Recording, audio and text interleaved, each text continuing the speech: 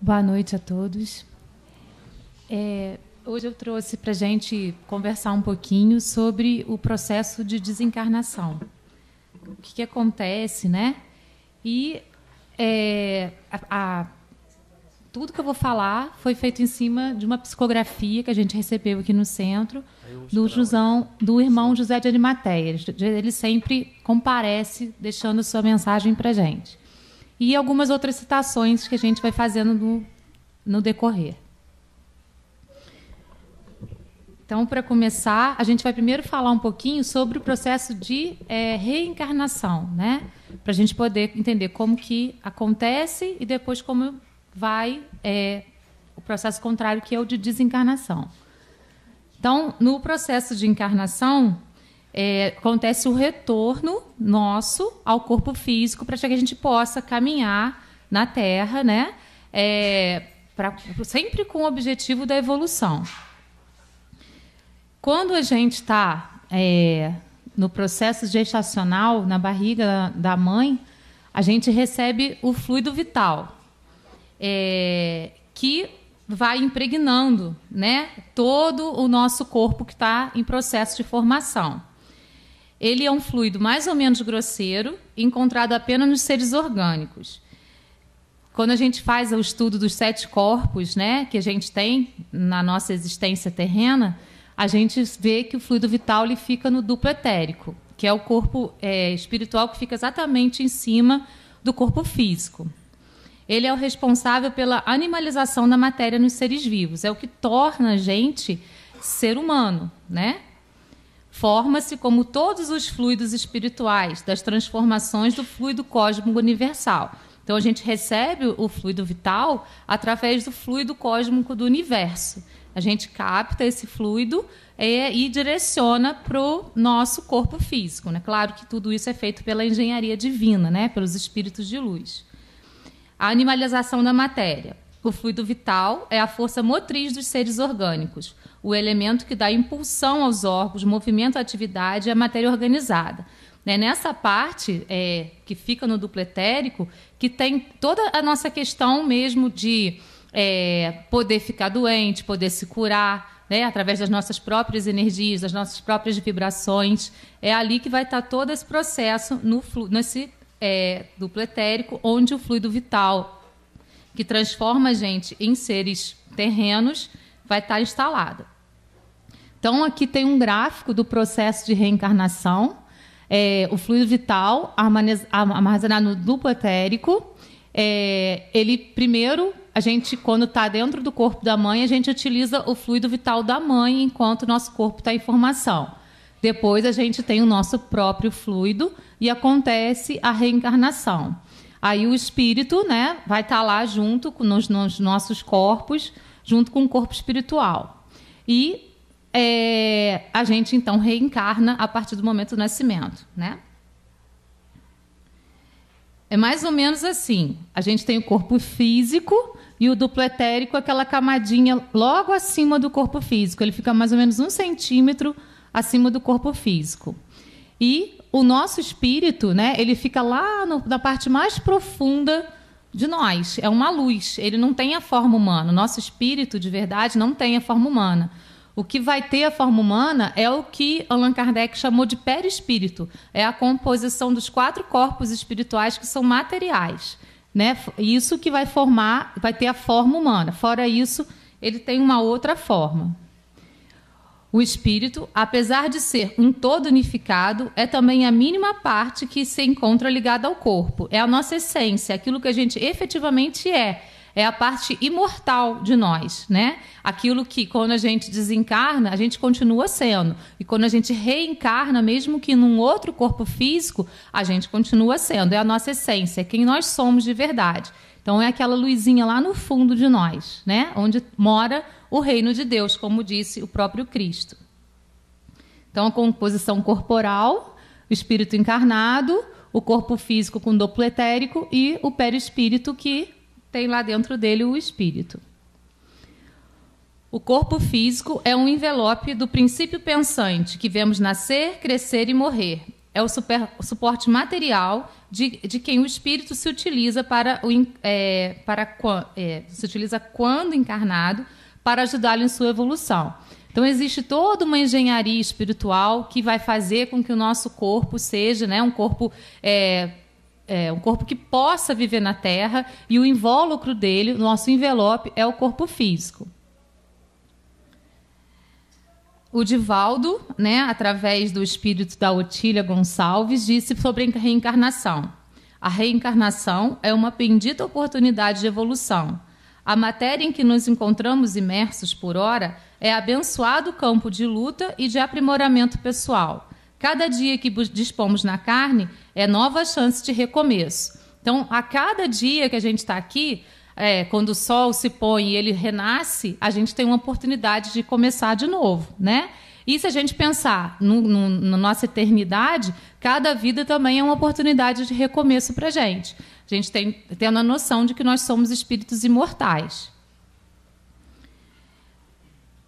Aí, lá no Livro dos Espíritos, Kardec perguntou para os espíritos: quando na erraticidade, antes de começar nova existência corporal, tem o espírito consciência e previsão do que lhe sucederá no curso da vida terrena?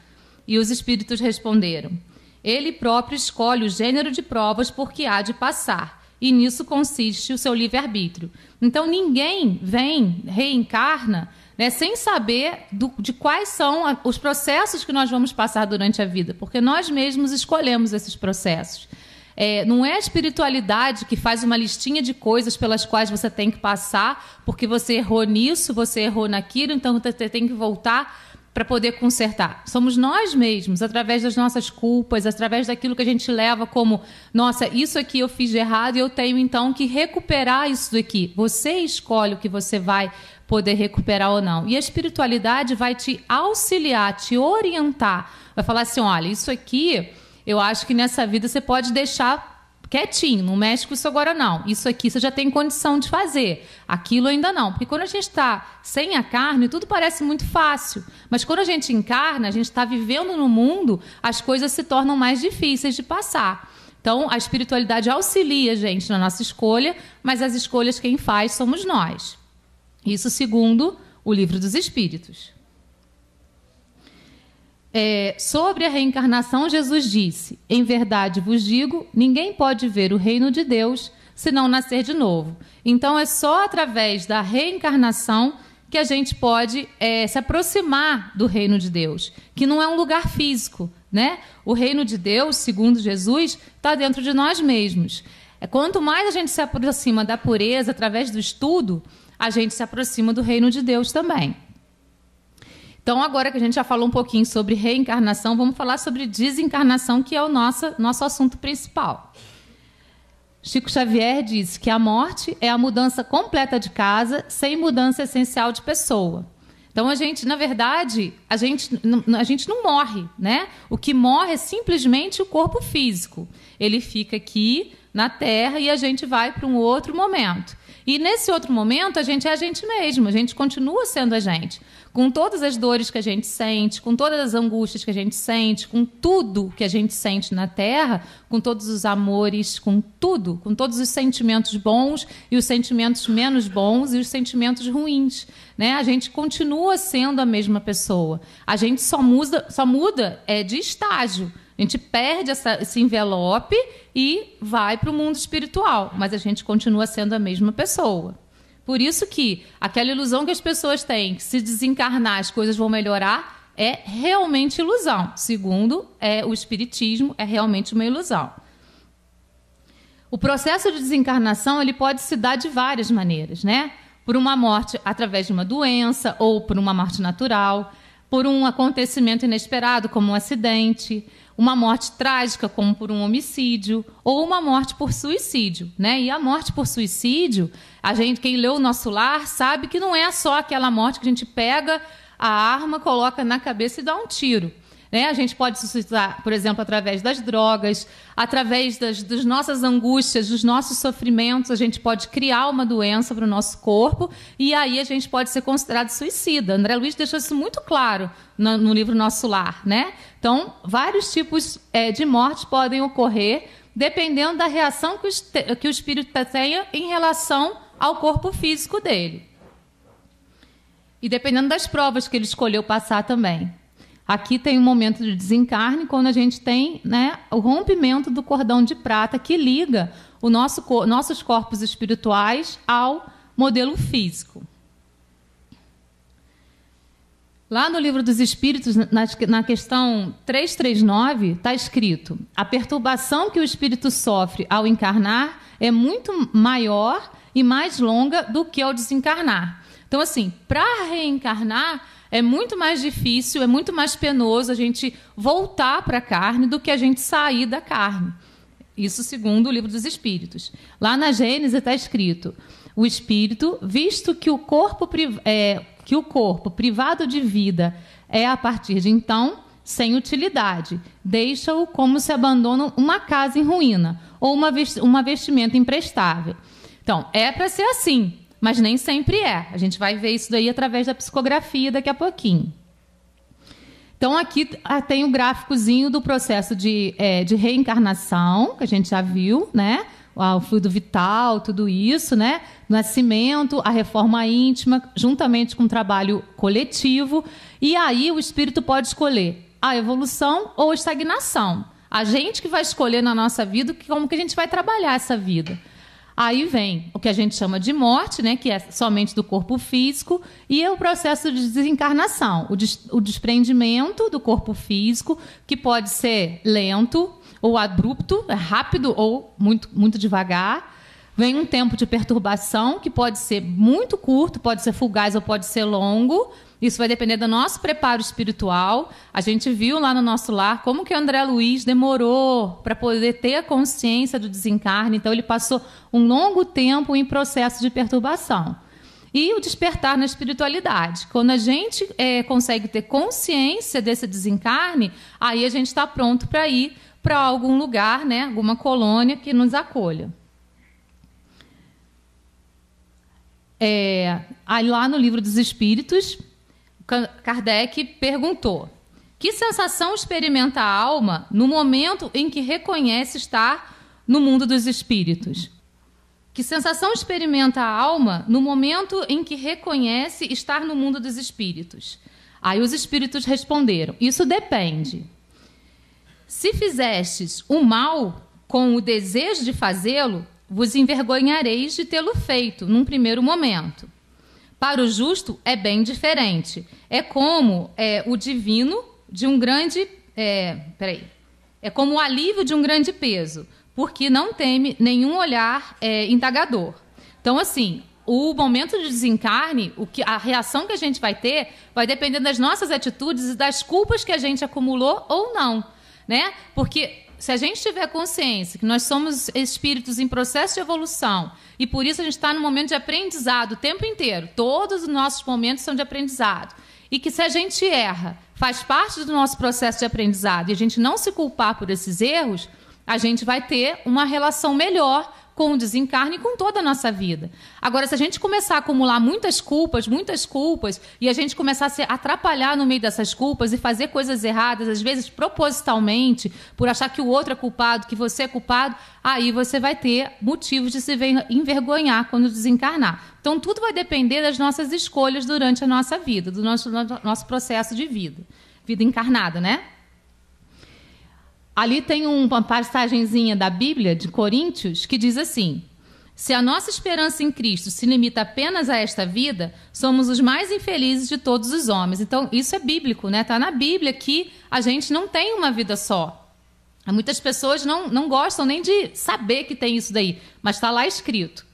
E agora a gente vai ver, de acordo com o irmão José de Arimateia, que é esse irmão que vem trazer as psicografias, as mensagens para a gente, sobre o processo de encarnação, o que ele fala. E a gente vai ver alguns casozinhos que ele conta para a gente, né? Como que os espíritos reagem durante a desencarnação.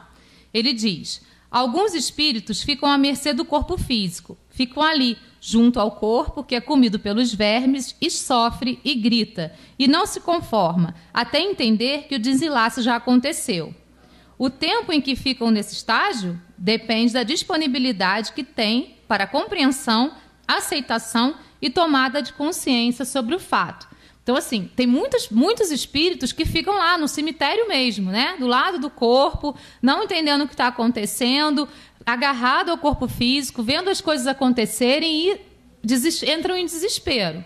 E qual que é o tempo que demora isso? Depende de cada espírito, não tem um tempo determinado. Ele mesmo é que vai fazer essa escolha de compreender ou não o processo pelo qual ele está passando. E ele fica estagnado, cultuando o que não mais existe e perdendo tempo de vida que pode ser aproveitado a cada minuto. Perdendo tempo de vida, porque o desencarne não significa morte, porque o espírito é imortal. Então, a partir do momento que ele escolhe ficar ali no cemitério, olhando para si mesmo, que não é mais si mesmo, né? O corpo que já não pertence mais a ele, ele está perdendo tempo de vida. Né? Tudo que a gente fica estagnado e parado, seja encarnado ou desencarnado, a gente está perdendo tempo de evolução e de vida. Chico Xavier falou assim: se o momento é de crise, não te perturbes, segue, serve e ora, esperando que suceda o melhor. Queixas, gritos e mágoas são golpes em ti mesmo. Silencia e abençoa. A verdade tem voz. Então, isso serve para nós e serve para esse momento em que o espírito fica lá do lado do corpo, né? Sem entender muito bem o que está acontecendo. Não adianta gritar, não adianta espernear. O que a gente tem que procurar fazer, o que a gente pode escolher procurar fazer é compreender o processo, ter aceitação desse processo e consciência, para a partir disso transmutar todas aquelas ideias erradas e ficar com as ideias mais corretas. São escolhas que a gente vai fazendo na vida. Outra possibilidade, né, do espírito desencarnar, e o que pode acontecer, é os espíritos irem ao próprio enterro e procurarem falar com os entes queridos, buscando mostrar que eles estão ali. Eles não aceitarem muito bem o que está acontecendo, né? Então, eles vão ao próprio enterro, ficam ali olhando para o corpo, nem reconhecem o corpo como deles mesmos, tentam falar com as pessoas não reconhecem e geram desespero neles. E aí tem o depoimento de um livro que foi bem interessante, né? Eu sou professora de português e de literatura e psicografaram um livro que Machado de Assis falou sobre o momento de desenlace dele. O livro chama Memórias Póstumas de Machado de Assis. É bem sugestivo por conta da obra que ele deixou escrita, Memórias Póstumas de Brás Cubas, né? E ele conta todo esse processo dele, porque ele era cético, ele não acreditava em vida depois da morte, ele achava que morreu, acabou. Então ele conta que ele foi ao enterro, que ele ficou lá, que ele reconheceu aquela pessoa no caixão, mas parecia que era um parente, mas ele não sabia quem era. Aí quando um amigo dele foi fazer um discurso falando Machado morreu, ele disse, não, eu estou aqui, isso é uma calúnia. E ele não conseguia entender. E ele ficou perdido durante muito tempo até entender que aquilo tinha realmente acontecido. Ele voltava para casa, o servo dele não estava mais lá, ele procurava os óculos, não achava, ele ia no oculista e... Enfim, ele fazia todas as coisas e as pessoas não o viam. E ele foi entrando num processo de desespero. É bem interessante essa obra para a gente entender o que acontece nesses casos. Outra possibilidade, quando a gente desencarna, é de ficar, né, lá nas zonas de sofrimento, nos campos de sofrimento. Porque muitas vezes, os espíritos desencarnados, eles não se acham merecedores do perdão, ou porque creem, porque acham que não tem mais nada depois da morte, né? Tem algumas possibilidades para você chegar até lá. E até perceberem, se conscientizarem de que precisam e merecem ajuda, e até aceitarem isso, ficam vagando com outros que pensam e agem como eles, ou em uma imensa solidão, né? Como a gente vê, né, na obra Nosso Lar. O André Luiz mostra isso para a gente. Quando vem a luz, fogem. Quando percebem boas energias, saem de perto fugindo. Somente quando o coração se deixa tocar pelas orações que recebem ou pelas coisas boas que vêm de dentro, conseguem seguir para paragens diferentes daquelas e libertam-se de si próprios. Olha que interessante isso. Libertam-se de si próprios, né? Porque ninguém colocou aquele espírito ali onde ele está. Foi ele mesmo, através dos pensamentos e das energias dele. Então, ele se colocou ali. E quem tem que se libertar daquele momento é ele mesmo. E, para isso, é através da oração, é através do reino de Deus que mora dentro da gente. Quando a gente deixa florar isso. A gente se liberta daquilo que a gente mesmo construiu pra gente. As coisas não vêm de fora, elas sempre vêm de dentro, né? Aqui tem um depoimento de André Luiz, tem até um vídeo com a voz dele, mas eu vou ler para vocês algumas coisinhas que ele falou. Ele falou assim: a vida não cessa, a vida é fonte eterna, a morte é o jogo escuro das ilusões. Antes de desaguar no mar, o rio tem que cumprir toda uma trajetória. Assim também a alma humana tem que percorrer todo o seu caminho antes de chegar ao oceano da sabedoria. E é por isso que a gente vem nesse processo, né, de aprendizado. E a reencarnação é um processo que agiliza esse nosso processo de aprendizado. Morrer é um processo simples, como mudar de roupa. Mas mudar de roupa não resolve os problemas fundamentais do ser humano. Então não adianta só a gente tirar aquela veste, isso não vai resolver, certo? Aí ele diz assim: uma existência é um ato. Um corpo, uma veste. Um século, um dia. Um serviço, uma experiência. Um triunfo, uma aquisição. Uma morte, um sopro renovador. Eu guardava a impressão de haver perdido a ideia de tempo. A noção de espaço esvaía-se. Há muito de minha percepção. Então, quando ele estava lá nas zonas, né, de sofrimento do umbral, ele perdeu completamente a noção de tempo. Mas, na verdade, essa noção de tempo e espaço que nós temos aqui encarnados, ela é bem diferente, né? Ela é ilusória. Então, ela se perde mesmo. A gente acaba, quando a gente desencarna, a gente não tem essa mesma noção que a gente tem na Terra. A partir do momento que você tem a consciência vigilante, quando você se permite a consciência, que você vai se desprender daquele momento que você está vivendo. Aí ele diz ainda: de todos os tormentos que experimentei, a saudade é o pior. Nada se compara à dor da saudade. A dor da saudade daqueles entes que você deixou encarnados, né? Quantas experiências, quantos corpos, quantos séculos, quantos serviços, quantos triunfos, quantas mortes necessitamos ainda. Então, assim, a gente está vindo num processo reencarnatório durante muitos séculos, muitos milênios, e a gente ainda não aprendeu quase nada, né? Então a gente pode escolher aproveitar uma existência para o aprendizado. Então, parar um pouco de reclamar, parar de achar que a nossa vida está ruim o tempo inteiro e tentar aprender com todos os processos que ela nos coloca, que foram frutos das nossas escolhas, né? Nada acontece sem que a gente mesmo permita com a gente. Por mais estranho que isso pareça, é desse jeito. Chico Xavier disse: somos livres para decidir sobre os nossos atos, muito embora nos tornemos escravos de suas consequências. É aí que a gente tem que refletir. A gente tem um mundo para escolher, só que toda escolha traz uma consequência. Então é importante a gente escolher a coisa certa para que a consequência seja positiva para a gente. Isso dentro de uma encarnação, ou quando a gente desencarna, vai e volta, mesmo no processo de desencarne, o que vai acontecer com a gente depois? A gente vai ficar preso ao túmulo? A gente vai ficar lá no umbral? A gente vai ficar... Onde a gente vai estar? A gente quer ir direto para a colônia? Tudo isso é uma consequência das nossas ações, né? A Joana de Ângeles, através dos amigos de Chico, né, ela sempre chegava para o Divaldo: ninguém tem o destino do sofrimento. Ele é o resultado da ação negativa, jamais a causa. Então, o nosso destino não é sofrer. Deus não fez nenhuma criatura para que ela ficasse sofrendo. O nosso destino é sempre a felicidade. Só que as nossas escolhas, às vezes, nos afastam dela. É sempre assim. Aí outra possibilidade, né? Outros espíritos, por sua fé, sua crença, sua ignorância, pensam que merecem muito, mas quando deixam um corpo físico, percebem que o paraíso de aproveitar o não fazer nada simplesmente não existe, porque tem algumas pessoas que acham que vão para o céu e vão ficar lá, né, desfrutando de uma vida que não faz nada. A gente que é espírita sabe que não é assim. Percebem que ninguém compra nada do outro lado da vida. E sofrem. ora vão para as zonas abissais, dentro de si próprios, arrastados para lá pelos seus próprios pensamentos e verdades, ora se isolam e se recusam a trabalhar, a cooperar nos trabalhos do bem.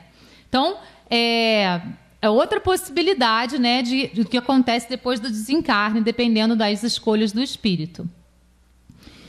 Existem ainda casos de espíritos que desencarnam e são socorridos por enfermeiros de Deus e são levados para os hospitais celestes, pois conseguem ter a compreensão de que a vida é uma só, de que a morte não existe e de que o trabalho e o aprendizado são para sempre.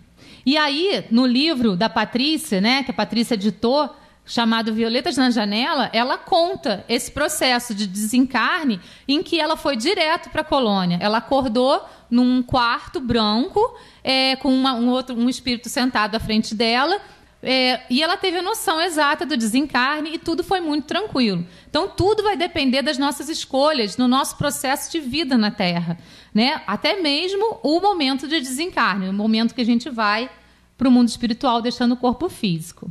Aí aqui algumas imagens dos hospitais espirituais, do livro Nosso Lar.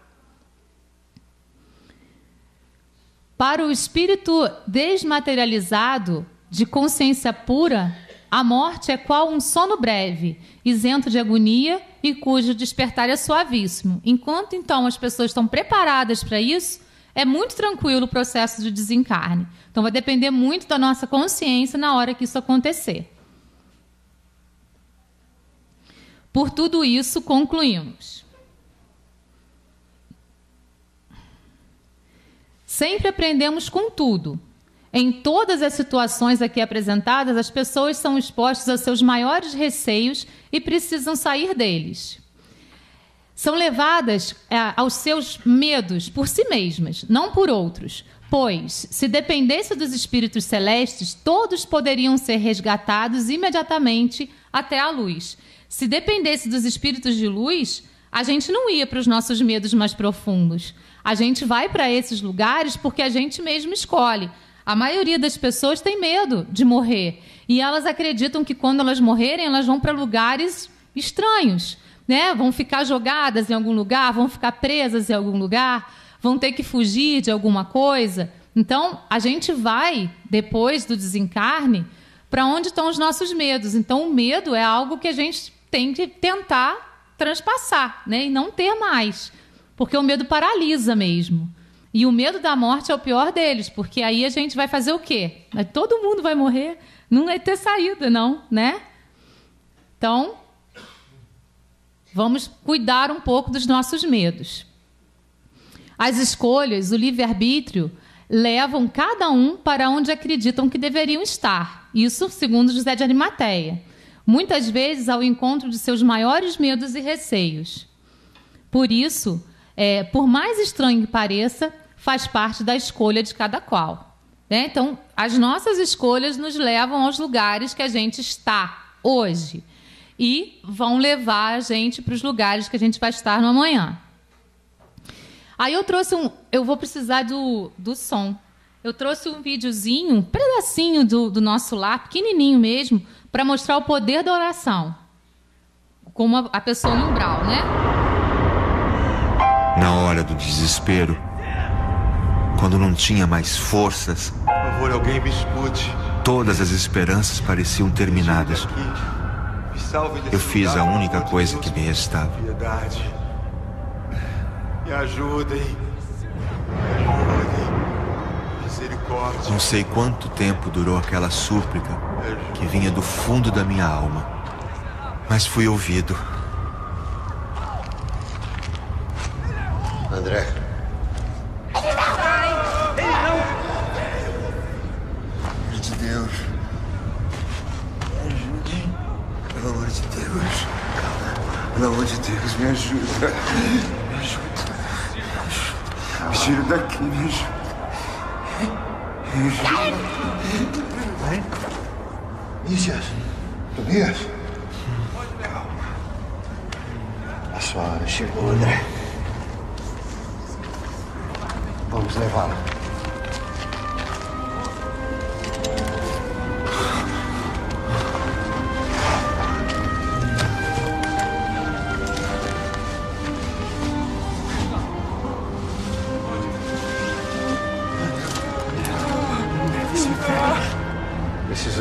atravessar a cidade sem demora.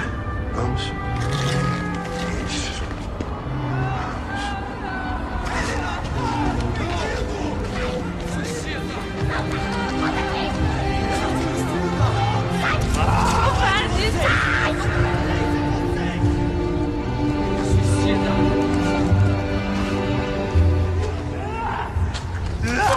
Vou me arrepender!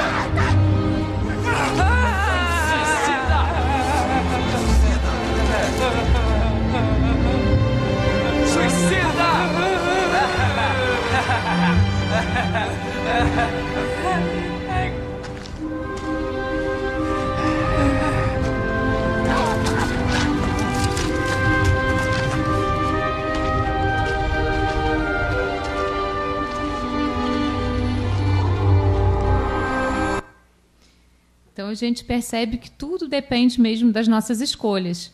Aqueles outros espíritos que estavam em torno dele tiveram a oportunidade de sair daí, mas se recusaram, né? E ele ficou tanto tempo ali, ele não sabe quanto, porque ele perdeu a noção, mas quando de coração ele pediu, a porta se abriu. Então aquilo que fala, né? Bata e a porta se abrirá. É verdade. A gente precisa buscar, né? E todas as respostas sempre estão dentro da gente. E às vezes tem um irmão nosso, que às vezes a gente nem conhece muito bem, que fala alguma coisa para a gente inspirado, né, pelos espíritos de luz para dar essa resposta para a gente. Então a gente pode escolher estar mais atento para o mundo, para as coisas que nos rodeiam. Tudo são escolhas. Se acredita em Deus e compreende os caminhos que se deve trilhar,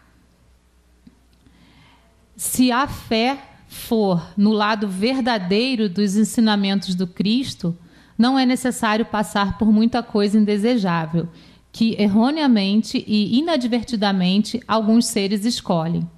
Por isso o estudo, o aprendizado, a voz do coração devem ser os guias de todos para encontrarem aquilo que é realmente importante.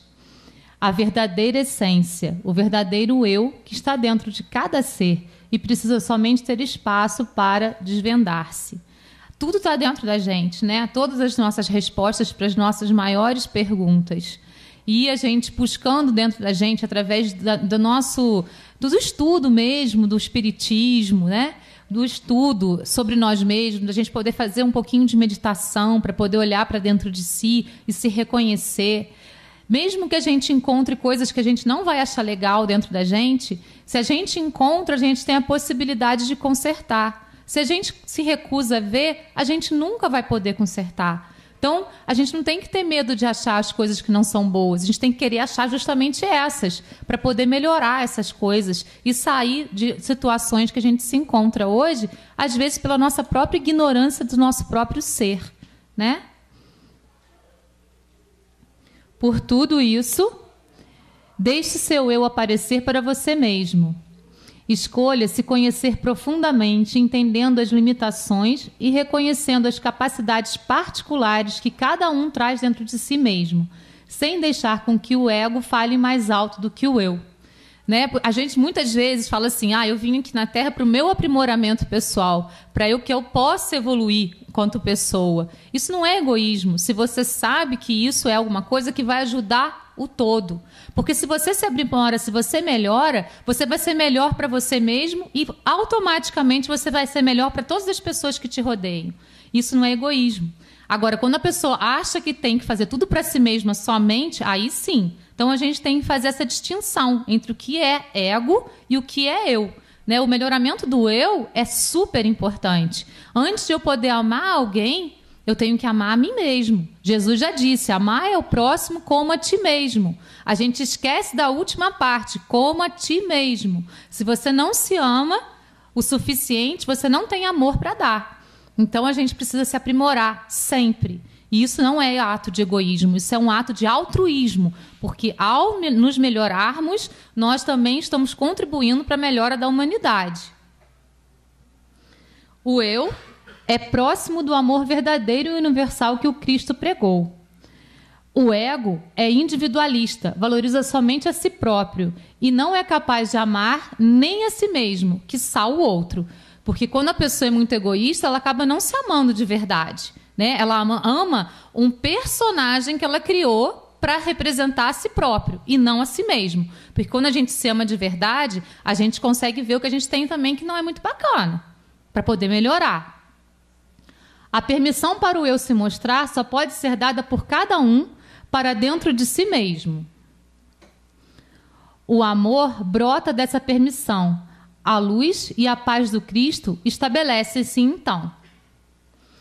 Permita-se e encontrará o amor e a felicidade. A paz e a luz reinam na vida de cada um. Alguns possíveis questionamentos sobre tudo isso que a gente colocou aqui. Depois que tomamos consciência do desencarne, lembramos de tudo que nos aconteceu? Tudo depende do nosso grau de entendimento, de compreensão sobre os processos da vida. Se nós não estivermos preparados para lembrar, nós não vamos lembrar. Se nós estivermos, a gente vai lembrar até aquilo em que a gente está. Depende do nosso grau de compreensão sobre a vida. Depende também do nosso nível de consciência para lidar com as coisas pretéritas, com as coisas do passado. Porque muitas vezes a pessoa saber que matou alguém, ela vai se culpar mais ainda. Então o esquecimento para ela é melhor, né? Se o entendimento, mais compreensão e mais consciência forem altos, então sim, a gente tem condições de lembrar. Se for baixo, não, a gente não tem condição de lembrar. Como deve ser nossa reação diante da desencarnação em relação àqueles que amamos? Aí a Zíbia Gastareto fala para a gente assim, ó: a morte não é o fim, a separação é temporária. Deixe-o seguir adiante e permita-se viver em paz. Cada um tem o seu tempo, né? A gente está aqui na Terra para alguma coisa, para algum tempo estabelecido. Quando a pessoa foi, é merecimento. Ela está desencarnando, vai estudar mais um pouquinho para depois poder voltar e começar tudo de novo, né? Chico Xavier falou para a gente: a morte é um grande mistério.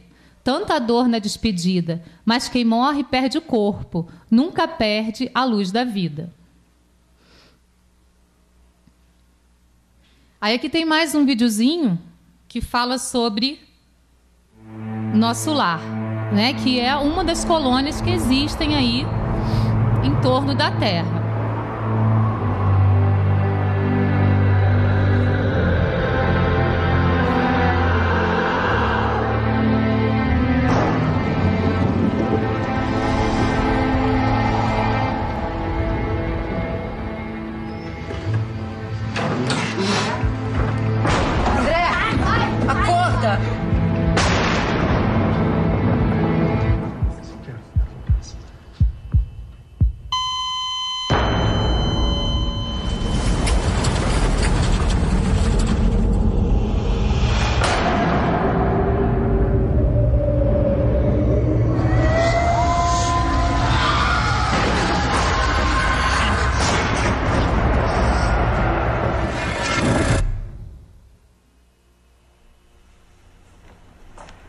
Olá, André. Como está? Que lugar é esse? Quem são vocês? O que aconteceu aqui comigo? Todas as suas perguntas vão ser respondidas no tempo devido. Mises, eu preciso de explicações. A vida na Terra é que é uma cópia daqui, André. Mas tudo aqui tem um porquê e um sentido, como você vai ver. Como posso mandar uma mensagem para a minha família? Preciso vê-los. Como ele era, Clarice? Ele era um homem bom, não tinha muito tempo pra gente. Amados amigos, uma grande guerra de alcance mundial começa. Milhões de almas voltarão em breve. Eu não vou esperar anos e anos para retornar. Vamos embora. Perdoe. Há corações orando por você. Que índio. O mundo precisa de histórias felizes.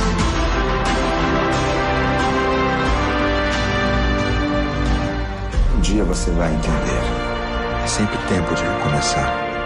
Alguma vez você imaginou vida depois da vida?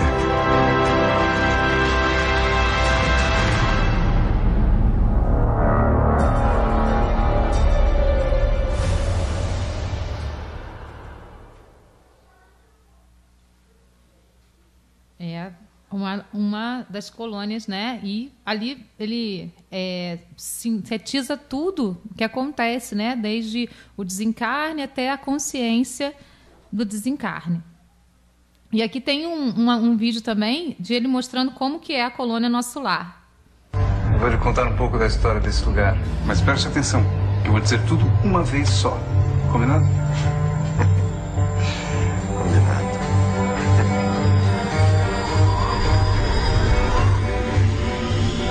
Esse aqui em frente é o Ministério da Elevação.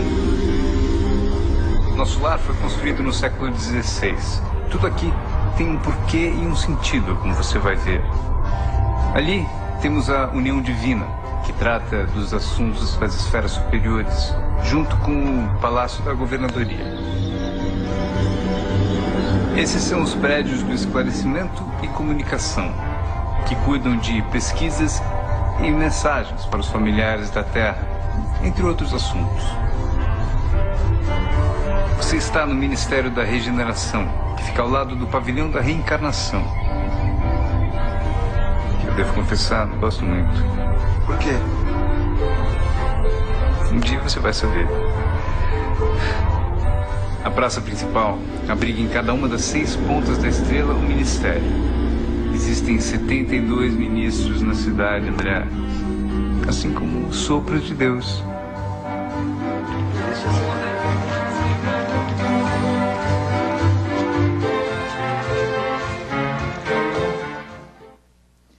Então, a gente tem... Vou lhe contar um pouco da história. De como que é, né? A colônia Nosso Lar. A gente pode escolher ir para esse lugar ou não, né? Isso tudo vai depender das nossas atitudes, das nossas ações durante a nossa vida de encarnado. Alguns textos para a gente refletir um pouquinho. Viva como se fosse morrer amanhã. Aprenda como se fosse viver para sempre. Porque a gente vai viver para sempre, né? Nós somos espíritos imortais. Se quiser amar alguém, ame-o agora. Ame-o, porque ninguém sabe o que vai acontecer no momento que segue. Muitas vezes a gente vai ter que deixar, né? Aquele ator que morreu aí há pouco tempinho aí, né? Semana retrasada, não sei muito bem. Estava tudo bem e ele desencarnou. Nem viu a família. Então, a gente tem que amar, né? Todos os dias, não deixar para amanhã para falar o que a gente precisa falar hoje. Existem tantas maneiras verdadeiras de amar, segundo os ensinamentos de Cristo, valorizando a essência de cada ser. A vida é um momento, um sopro, e a gente só leva daqui o amor que deu e recebeu, a alegria, o carinho e mais nada. Ter alguém é uma escolha, permanecer junto é uma decisão que exige compromisso, entrega, honestidade e dedicação. Amor não é enjoar de amar, rostinho bonito envelhece. Maquiagem sai com a água, pele bonita enruga, cabelo lindo fica branco, corpo definido cai, mas caráter fica. Uma maneira altruísta de amar também.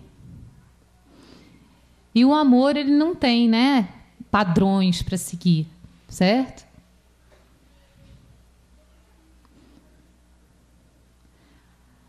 Aí o Chico falava, né? Não há na história nenhum personagem que substitua Jesus em nossos corações. Ele sempre é a nossa meta. Quando a gente estiver perdido e não souber muito bem o caminho, é lá, é nele, é nos ensinamentos dele que a gente pode se encontrar novamente. Uma mensagem da Joana de Ângeles para a gente ir interiorizando. O ser consciente deve trabalhar-se sempre, partindo do ponto inicial da sua realização psicológica, aceitando-se como é, aprimorando-se sem cessar. Somente consegue essa lucidez aquele que se autoanalisa, disposto a encontrar-se sem máscara, sem deteriorização. Para isso, não se julga nem se justifica, não se acusa nem se culpa, apenas descobre-se. A gente pode escolher se descobrir sem se culpar, sempre lembrando que nós somos seres em aprimoramento e errar faz parte do nosso processo. O que a gente precisa é entender esse erro, né? Compreender, ter a aceitação dele, ter consciência dele para poder transmutar e aprender com ele, né? E esse é o nosso desafio. Então vamos acreditar, né, que a gente pode trabalhar a nossa vida de uma maneira muito positiva e a gente pode ter sempre um recomeço no amanhã da nossa vida encarnado e nas nossas várias vidas de encarnados, desencarnados, encarnados, desencarnados. Gratidão.